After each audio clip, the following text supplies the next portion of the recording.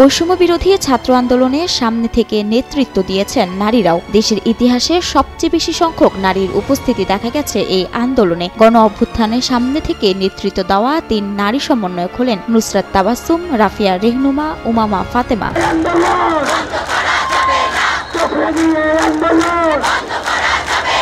ঢাকা বিশ্ববিদ্যালয়ের বাংলাদেশ কুয়েত মৈত্রী হলের শিক্ষার্থী রাফিয়া রেহনুমা ছিলেন বৈষম্য বিরোধী ছাত্র আন্দোলনের একজন সমন্বয়ক। হলে ছাত্রীদের অংশগ্রহণ বাড়াতে নিয়েছেন নানান তৎপরতা। শুরুতে নারীদের উপস্থিতি কম থাকলেও ধীরে ধীরে তা পরিণত করেছে জনসমুদ্রে।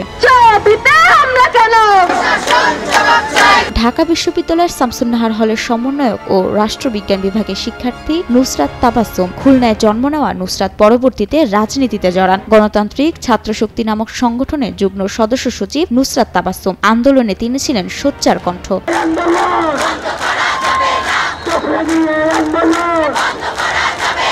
আরেক সমন্বয়ক উমামা ফাতেমা, বাংলাদেশ ছাত্র ফেডারেশনের ঢাকা বিশ্ববিদ্যালয় শাখার সদস্য সচিব তিনি। জোনায়েদ সাকির নেতৃত্বাধীন গণসংহতি আন্দোলনের সহযোগী এই ছাত্র সংগঠনটির নেতা বিশ্ববিদ্যালয়ের রোকেয়া হলের শিক্ষার্থী। সকাল থেকে রাত পর্যন্ত সকল মেয়েদের সাথে নিয়ে রাজপথে থেকে সফল করেন বাংলা ব্লকেট কর্মসূচি।